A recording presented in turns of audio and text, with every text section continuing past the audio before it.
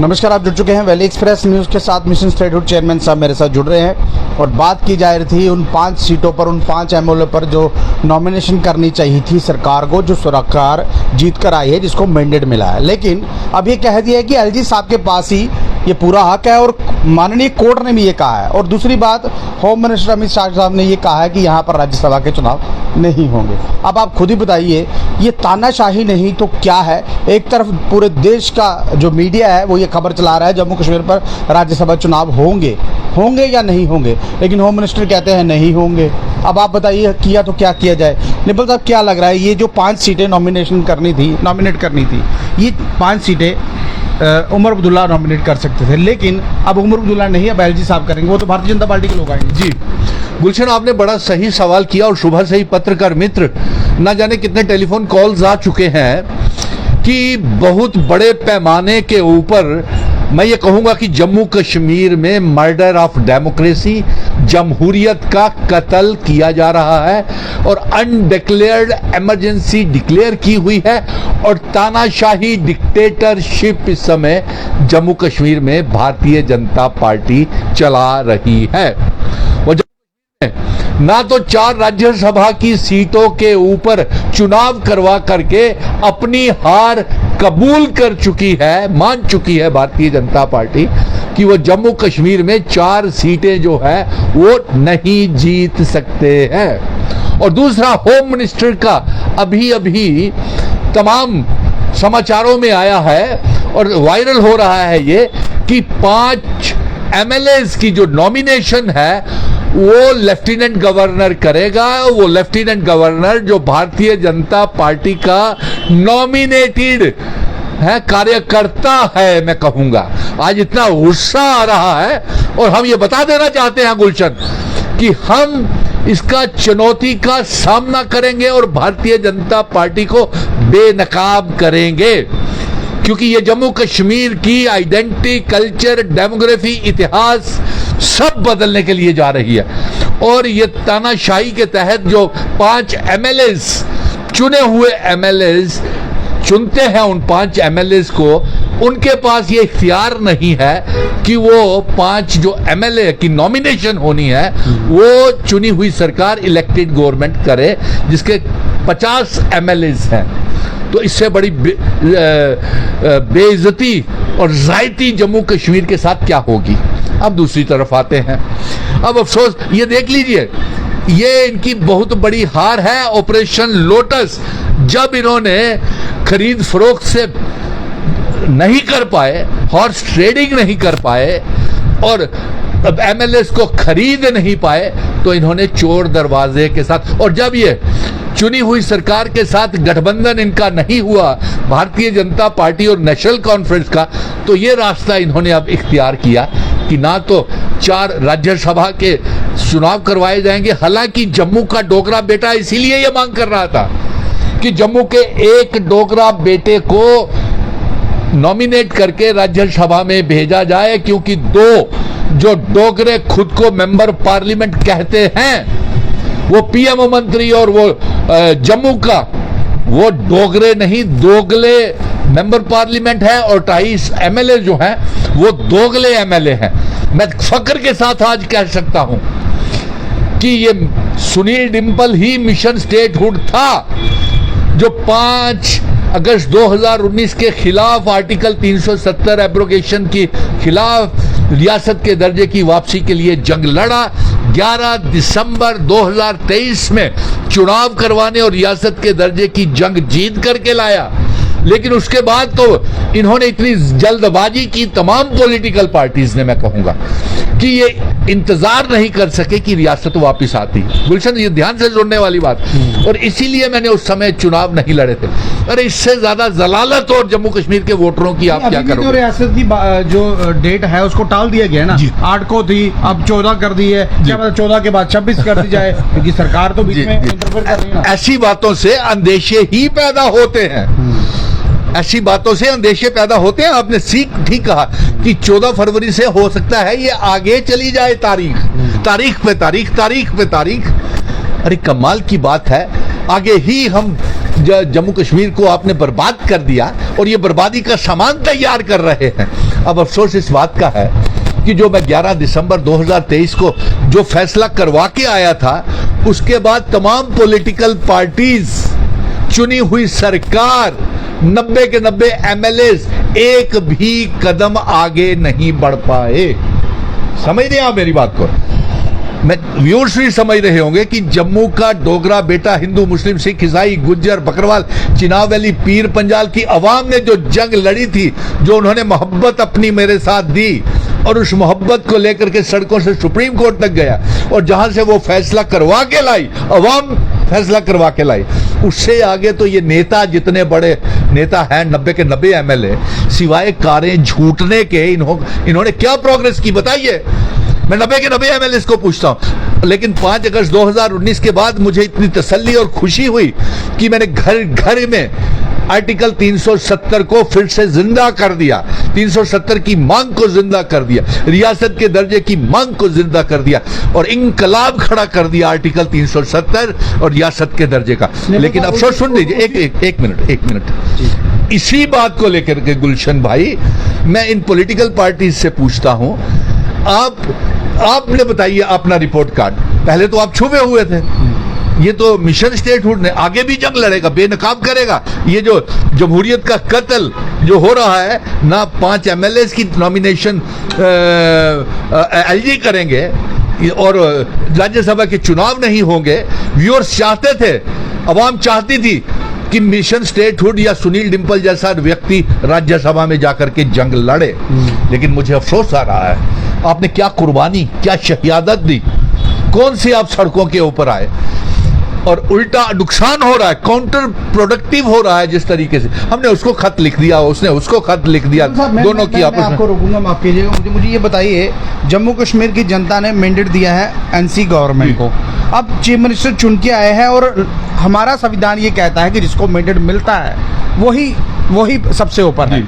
LG साहब nomination से यहाँ आए हैं क्योंकि दिल्ली से भेजे गए हैं, उनके पास किस तरह से इख्तियारात ये पहुंच गए नॉमिनेट करने? वही तो है, तानाशाही है ना, होम मिनिस्ट्री के ऑर्डर है। अब बताइए कि इसमें क्या होम मिनिस्टर साहब को नहीं पता कि ये जमहूरियत का कत्ल है? क्या प्राइम मिनिस्टर को नहीं पता कि ये जमहूरियत का कत्ल है? पूरे मुल्क में उन्होंने, और इस तरीके से मैं आज दावे के साथ कह सकता हूं, आप पार्लियामेंट के चुनाव करवाएं, अगर 240 से 40 सीटें ना आ गई हो गई भारतीय जनता पार्टी को, तो मैं सियासत और सामाजिक कार्यों से इस्तीफा दे दूंगा, दावा है मेरा। नहीं, अभी तो वोट चोरी भी पकड़ी, क्या पता उसका डर हो।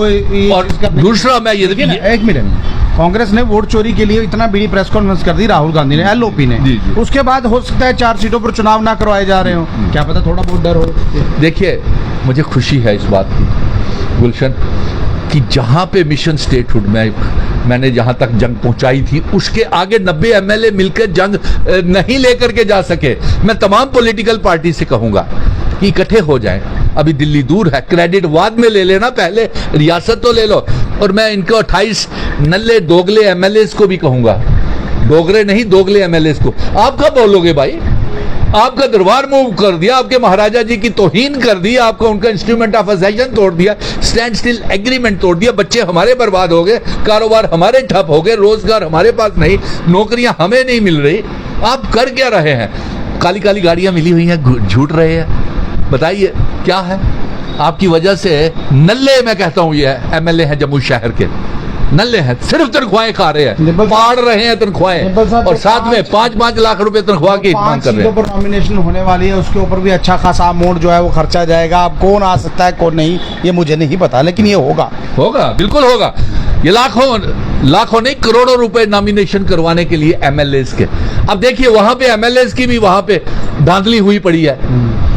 मुझे लगता है कि कश्मीरी पंडित समाज की आबादी जम्मू कश्मीर में कम हो गई है, उनको 2 सीटें दी हुई हैं, और जिनको कम से कम 4 सीटें मिलनी चाहिए, वो विस्थापितों को, रिफ्यूजीज को, उनको 1 सीट दी गई, 2 महिलाओं को दी हुई है, और 2 कश्मीरी पंडितों को, और 1 मिली है उनको रिफ्यूजीज को। ये इंसाफ है? सिखों को कहाँ का नुमाइंदगी है बताइए? के लिए तो मुझे और ये भारतीय जनता पार्टी, इसने कभी भी, ये आने वाले जो एमएलए होंगे ना, इनमें एक भी मुस्लिम नहीं होगा, मैं आपको बता दूं। और दूसरा, इन्होंने कभी आज तक ना कोई नहीं हो सकता मुस्लिम कश्मीरी मुस्लिम मेंबर हो, पार्लियामेंट हो बनाया। सकता है कोई कश्मीरी मुस्लिम हो, कश्मीर का कोई व्यक्ति हो, ये भी तो हो सकता है। अरे यार, 2 महिलाएं हैं, कश्मीरी तो दो नॉमिनेशन दो महिलाओं की नॉमिनेशन होनी, 2 कश्मीरी पंडितों की होनी है। हाँ, एक कश्मीरी पंडित उसका कश्मीर से होगा। हाँ, अशोक कौल जी हो सकते हैं, कौन साहब हो सकते हैं। और सारा स्यापा तो इसी बंदे का डाला हुआ है, अशोक कोल का। मैं ये आज क्लियर कर दूं, ये पता नहीं कहां से उठा के इसको ले आया है। It's very clear and direct I say that he is a non eligible man who has been made to sit on the organizational post of the Bharatiya Janata Party, that Ashok Koul. It's my clear. What's his fan? क्या उसकी majority community है जम्मू कश्मीर में?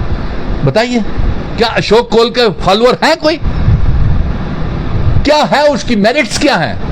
क्या कभी उसने चुनाव लड़े हैं? अरे छोड़िए यार, ये आज इतना मन परेशान है।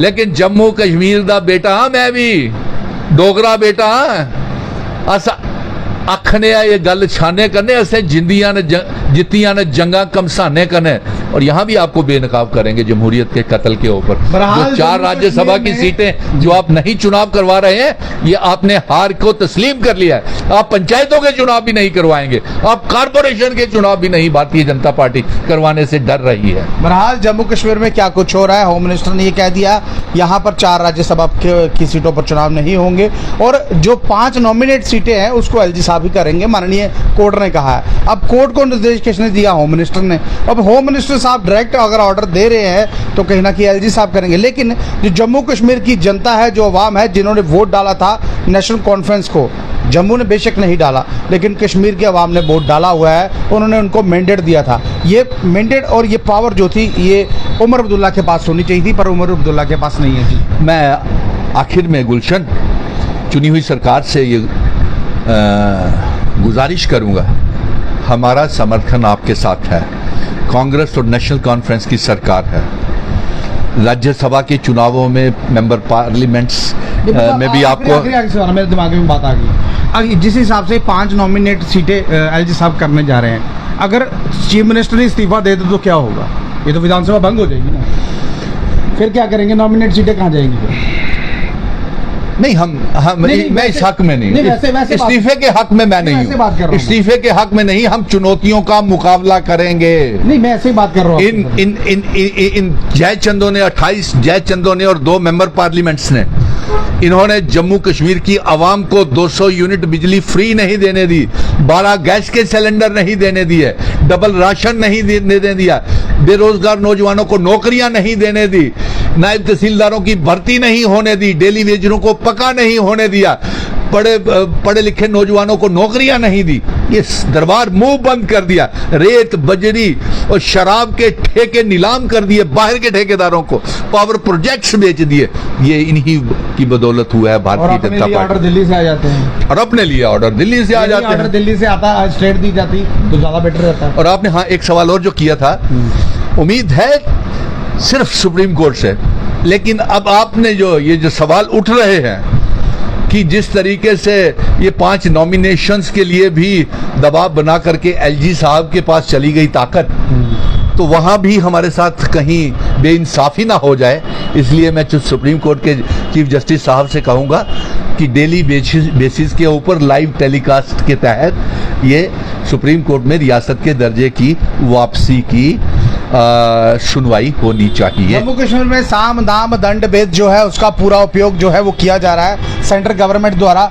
अब जिसकी पावर, देखिए कहते हैं जिसकी भैंस उसकी लाठी, अब पावर इनके पास है तो ऑटोमेटिकली भैंस भी इन्हीं के पास होगी। लेकिन बात में ये भी एक कहावत है, लेकिन मैं बात कर रहा था जम्मू कश्मीर की 5 नॉमिनेट सीटें, वो सीटें जो उमर अब्दुल्ला कहीं ना कहीं उनको नॉमिनेट कर सकते थे, इसलिए कोर्ट में गया था मामला, और कोर्ट का ही निर्देश अब आया है। लेकिन एलजी साहब जो है इसको नॉमिनेट करेंगे। अब आएंगे कौन?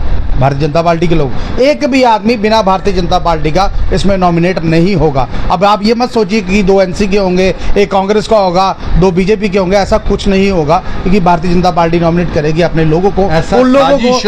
ऐसा साजिश और षड्यंत्र जम्मू कश्मीर को यरगमाल गुलाम बना करके भारतीय जनता पार्टी ने ऐसा चक्रव्यूह रचाया हुआ। उन लोगों को नॉमिनेट करेंगे जो लोग कहीं ना कहीं चुनाव नहीं लड़ पाए या जिनको लड़ने नहीं दिया गया, उनको ये ऑटोमेटिकली कहा होगा हम आपको नॉमिनेट कर देंगे। अब वो लोग नॉमिनेशन की लाइन में लगे होंगे, कब उनका नाम आता है कब नहीं, कैसे असेंबली में वो लोग बैठ पाएंगे नॉमिनेशन के बाद, ये तो वक्त ही बताएगा। बहरहाल ये लाइव दृश्य अगर आपको अच्छे लग रहे हो, अपनी महत्वपूर्ण राय कमेंट में रखिएगा, इस वीडियो को ज़्यादा से शेयर कीजिएगा।